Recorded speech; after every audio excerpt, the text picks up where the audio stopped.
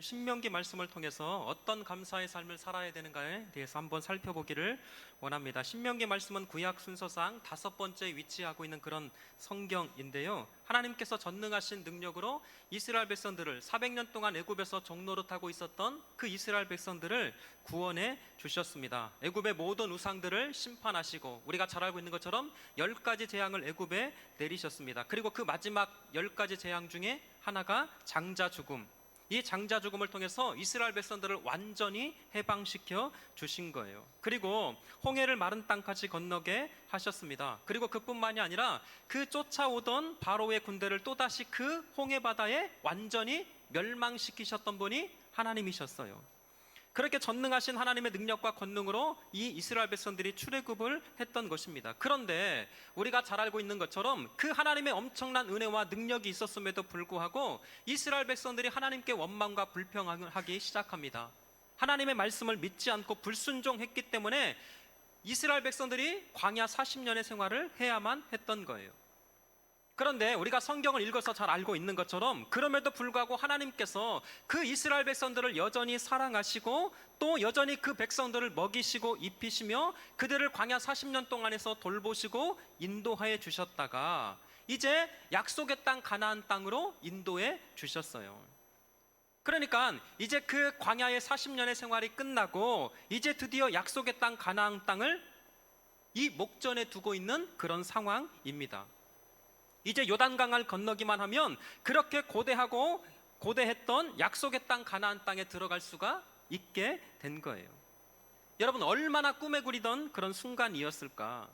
사실 지난 40년의 광야의 모든 시간이 이 약속의 땅에 들어갈 날을 그렇게 고대하고 손꼽았던 것 아니겠어요?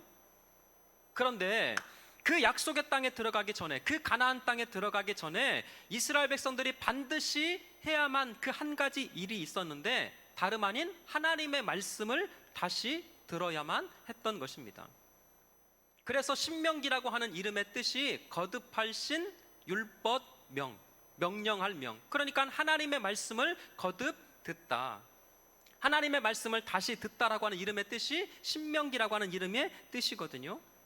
다시요, 약속의 땅 가나안 땅에 들어가기 전에 하나님께서는 모세를 통해서 다시금 이스라엘 백성들에게 하나님의 말씀과 율법을 들어야만 그렇게 말씀하고 있더라는 거예요. 그러면 왜 이스라엘 백성들이 하나님의 말씀을 다시 들어야만 했을까? 왜 모세는 하나님의 말씀을 이스라엘 백성들에게 다시 선포하고 있는 것일까? 여러분, 40년 전 출애굽을 했던 이스라엘 백성들, 그 사람들을 출애굽 1세대라고 그래요. 이 출애굽 1세대들은 광야에서 그들의 죄 때문에 모두 다 죽임을 당했습니다. 그리고 신명기 말씀을 듣고 있는 이 세대들은 광야에서 새롭게 태어난 세대였어요. 그래서 이 사람들을 광야 세대 아니면 출애굽 2세대라고 그렇게 부르고 있어요. 그러니까 지금 모세는 이 광야에서 태어난 세대, 그 광야에서 새롭게 태어난 이 백성들이 약속의 땅에 들어가기 전에 하나님의 말씀을 다시 들려주고 있는데 그것이 바로 신명기 말씀이라는 거예요.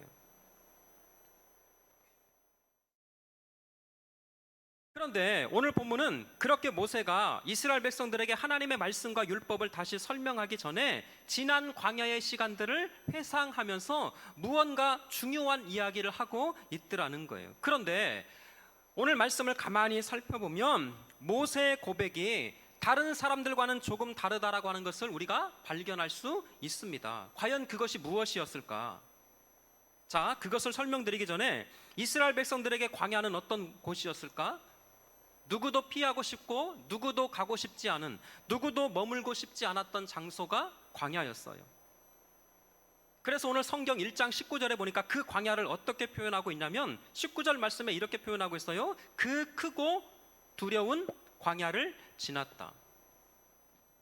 여러분, 이 한 단어를 통해서도 이스라엘 백성들이 걸어갔던 그 광야가 얼마나 두렵고 얼마나 머물고 싶지 않은 곳인가를 금방 확인할 수 있습니다. 아니나 다를까 이스라엘 백성들에게 광야 생활은 너무나 힘든 시간이었어요.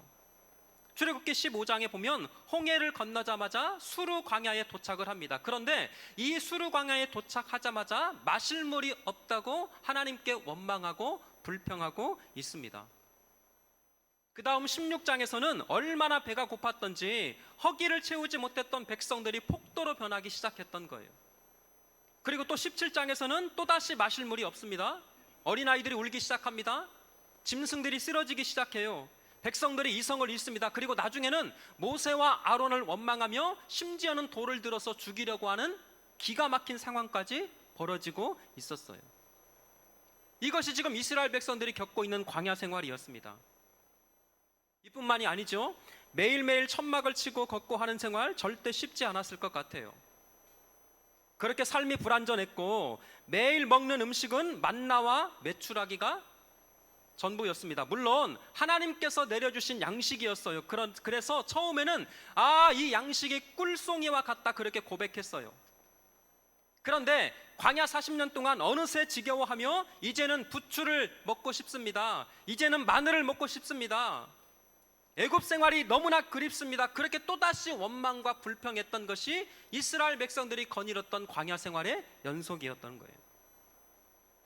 그러니까 사랑하는 성도 여러분, 한마디로 이스라엘 백성들에게 광야 생활은 너무나 힘들었고 너무나 지겹고 너무나 고달픈 나날의 연속이었어요. 어쩌면 죽지 못해 사는 인생, 마지못해서 끌려가는 인생, 적어도 이스라엘 백성들에게 지난 40년의 광야 생활은 그것이 전부였다라는 거예요. 그런데 오늘 본문에서 모세는 그런 백성들과는 전혀 다르다라고 하는 것을 우리가 보게 되는데, 사랑하는 성도 여러분, 중요합니다. 모세의 시선과 백성들의 시선이 달랐어요. 모세의 마음과 백성들의 마음이 다르고요, 모세의 반응과 백성들의 반응이 전혀 다르다라고 하는 것을 발견할 수 있는데, 자, 그러면 모세는 이 이스라엘 백성들과는 달리 어떻게 반응하고 있는가? 여러분, 기가 막혀요. 31절 한번 띄워주실래요? 자, 31절 말씀 다시 한번 읽어보겠습니다. 자, 시작. 너희가 당하였거니와 너희의 하나님 여호와께서 너희가 걸어온 길에서 너희를 안으사 이곳까지 이르게 하셨느니라 하나. 아멘. 감사합니다. 여러분, 모세는 지난 40년의 광야 생활을 지금 어떻게 바라보고 어떻게 해석하고 있는가 봤더니, 사람이 자기의 아들을 뭐한 것 같이요? 안는 것 같이 너희의 하나님 여호와께서 너희가 걸어온 길에서 너희를 뭐하사? 안으사 이곳까지 이르게 하셨느니라.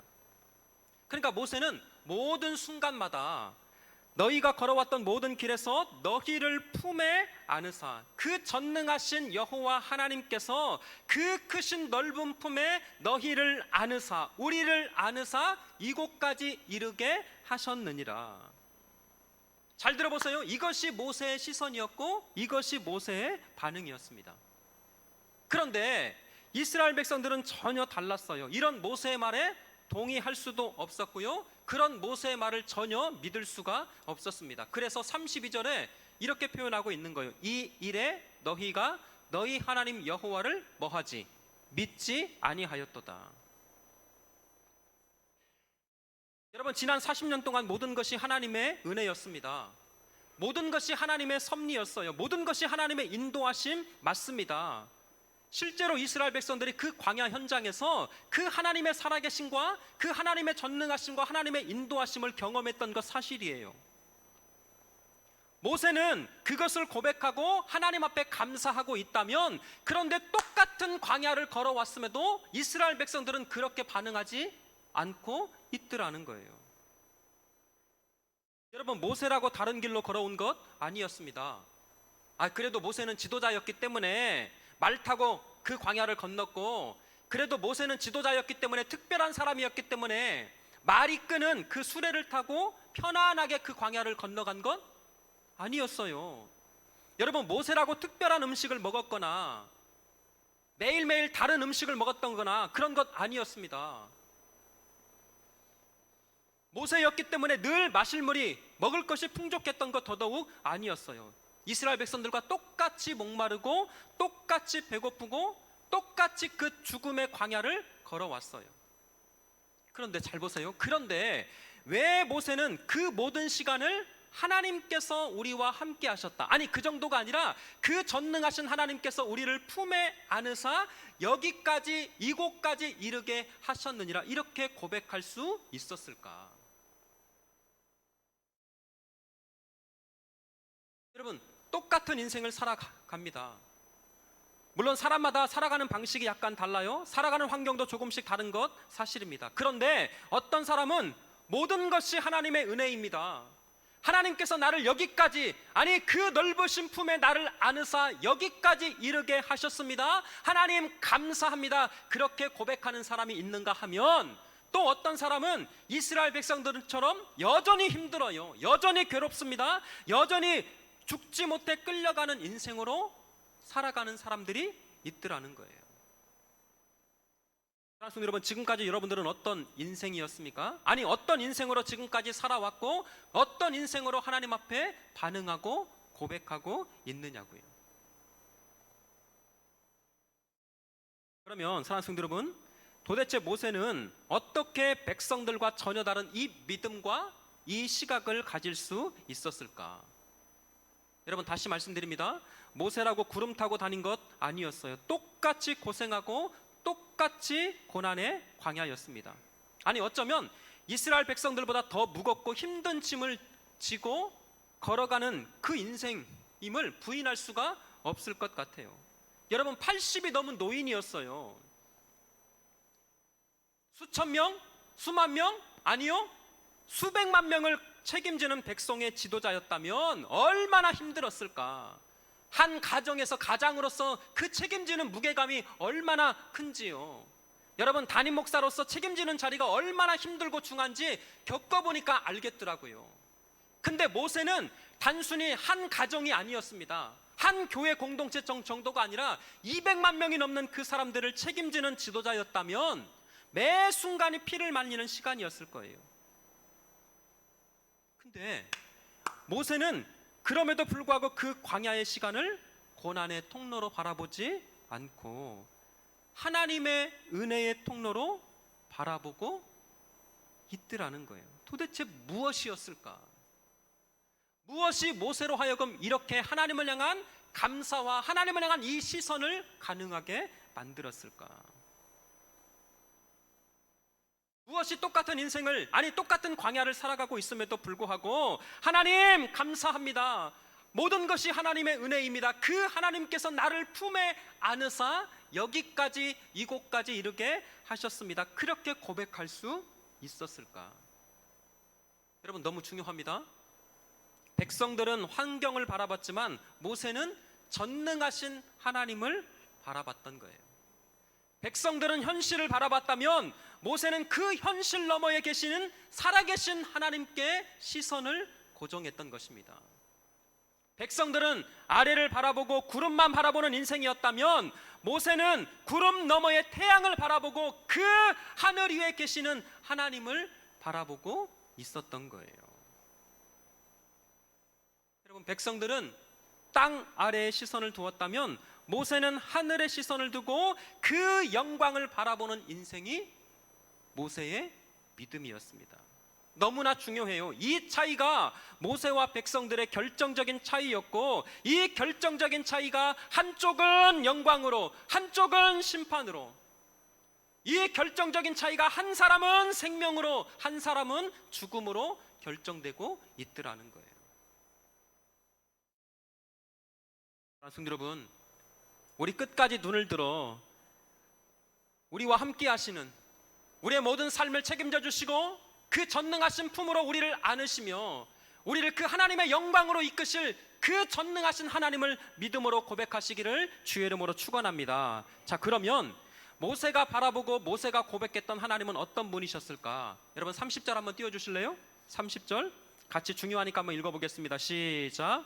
너희보다 먼저 가시는 너희의 하나님 여호와께서 애굽에서 너희를 위하여 너희 목전에서 모든 일을 행하신 것 같이 이제도 너희를 위하여 싸우실 것이며. 아멘. 여러분, 여기서 우리가 하나님을 어떤 하나님으로 고백할 수 있는가 봤더니 첫 번째는 먼저 가시는 하나님. 하나님은 언제나 앞서 가신다라는 거예요. 사랑하는 성도 여러분, 우리 인생 하나님께서 언제나 먼저 가시는 분임을 믿으시기를 축원합니다. 올 한 해, 아니 지금 이 모든 순간까지 그 전능하신 하나님께서 먼저 가시며 저와 여러분들의 삶을 여기까지 인도하셨음을 다시 한번 믿으시기를 축원합니다. 여러분, 세 가지 동사를 30절 한번 다시 띄워주실래요? 세 가지 동사를 여러분 분명하게 기억하셔야 돼요. 가다, 행하다, 싸우다. 가셨어요, 행하셨습니다, 싸우셨습니다. 누가? 여호와께서 먼저 가셨어요. 여호와께서 행하시고 여호와께서 싸우셨어요.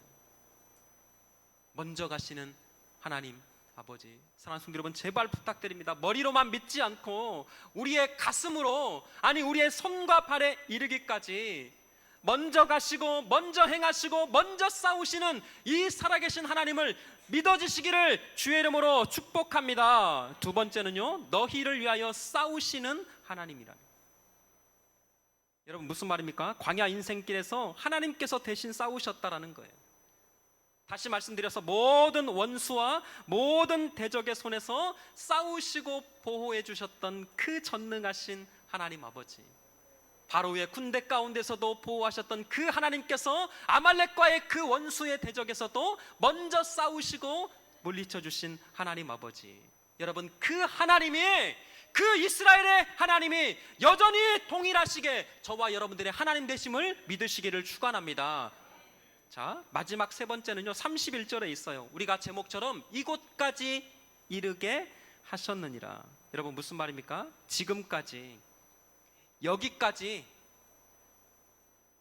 이 순간까지, 여러분 60이든 70이든 30이든 지금 이 순간까지 나의 모든 필요를 채워주시고 나의 모든 걸음마다 내 생명을 지켜주시고 내 모든 삶의 모든 것들을 채워주신, 공급해주신 그 하나님께서 여기까지 이르게 하셨느니라. 근데 여러분, 31절에 너무나 중요한 것이 있어요.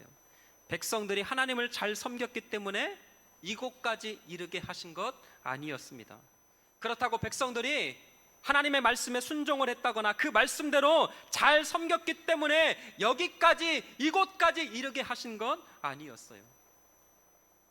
비록 죄 때문에 넘어지고 불순종하고 원망하고 불평하는 그런 인생이었지만 그럼에도 불구하고 놀라운 은혜는 이곳까지 이르게 하셨느니라. 사랑하는 성도 여러분, 우리 인생에도 이 놀라운 은혜와 고백이 있기를 다시금 예수님의 이름으로 축원합니다. 그러면 여러분, 그거 아세요? 구약 성경에서 거룩하시고 존귀하시고 그 전능하신 이 하나님을 아버지라고 처음 부른 사람이 누구일까요? 오늘 정답 다 나왔는데, 거룩하시고 전능하시고 존귀하신 이 하나님을 감히 아버지라고 처음 부른 사람이 누구인가? 신명기 32장 6절에 보면 정답이 나와 있어요. 시작. 어리석고 지혜 없는 백성아, 여호와께서 이같이 보답하느냐? 너를 만드시고 너를 세우셨도다. 아멘. 여기 보세요. 어리석고 지혜 없는 백성아, 여호와께서 이같이 보답하느냐? 그는 네 누구시요? 아버지시요. 사랑하는 성도 여러분, 하나님을 정말 믿으십니까? 아니, 아멘 좀 크게 좀 해주세요. 하나님을 정말 믿으십니까? 그 하나님을 진짜 믿는다라고 하는 것은 하나님을 사랑한다라고 하는 말인데, 나를 사랑하시는 그 하나님 아버지를 진짜 믿는다면 무엇이 두렵고 무엇이 아까울 수 있겠느냐고요. 여러분, 맥주절은 이스라엘 백성들이 먹을 것이 없다가 막 보리가 추수되는 그 시기였습니다. 그런데 하나님께서 그 맥주 보리의 첫 단을 하나님 앞에 드리라고 말씀하고 있어요. 왜요? 그거 먹고 싶어서? 아니었습니다. 왜 보리가 나는 그 첫 단을 하나님 앞에 드리기를 원하셨을까? 이스라엘 백성들에게 요구하고 있는 것은 이것이에요. 하나님께서 내 삶을 여기까지 인도해 주셨습니다. 하나님께서 나와 함께 하십니다. 이 모든 것은 하나님의 은혜입니다. 그 감사의 고백을 원하시고, 비록 내 인생이 다른 사람보다 알아주지 않는 그런 인생일지 몰라요. 다른 사람보다 풍족하지 않은 그런 삶을 살아가는지 몰라요. 그럼에도 하나님께서 저와 여러분들에게 요구하시는 이 맥주절의 고백은, 하나님, 하나님께서 나를 여기까지 이곳까지 이르게 하셨습니다. 하나님 감사합니다. 우리의 생명과 아버지 되신 그 하나님 정말 사랑합니다. 그 고백을 받기를 원하시는 것이 맥주감사 주일이었던 거예요. 설교가 짧습니다. 찬양하려고 그래요. 사랑하는 성도 여러분, 우리가 살아가는 인생 어쩌면 이스라엘이 걸어왔던 광야보다 더 크고 더 험난하고 더 무시무시한 광야일지 모르겠어요. 아니 어쩌면 저와 여러분들이 그런 광야를 정말 살아왔고 또 앞으로 살아갈지 모르겠어요. 어제의 기쁨이 오늘의 즐거움으로, 어제의 행복이 오늘의 평안으로 절대 보장받지 못하는 그런 세상입니다. 얼마나 바쁘게 살아가는지, 얼마나 열심히 살아가고, 그런데 그렇게 살아도 때로는 손에 쥐는 것 하나 없이 그런 크고 두려운 광야 같은 인생이 우리가 살아가는 인생일지 모르겠어요. 그러나 사랑하는 성도 여러분, 하나님은 지금도 살아계심을 믿으시기를 축원합니다. 그 살아계신 하나님께서 우리와 함께 하시고, 오늘 이 모세의 고백처럼 하나님께서 먼저 가시며 하나님께서 우리보다 앞서 가시며 우리의 모든 걸음마다 그 하나님의 뜻을 행하심을 우리가 믿을진데, 내 인생 살아가면서 수많은 대적과 그 원수의 손에서 하나님께서 싸우시며 내 모든 필요를 채워주실 분이 하나님이심을 믿을진데, 여러분 어떤 순간에서도 눈을 들어서 하나님을 바라보며 우리를 푸른 초장, 쉴만한 물가로 인도하시는 그 하나님을 기대하고 찬양하고 예배하며 감사하는 우리 모든 성도들 되시기를 주의 이름으로 축원합니다. 여러분 이 찬양 같이 오늘 찬양 더 크게 하셨으면 좋겠어요.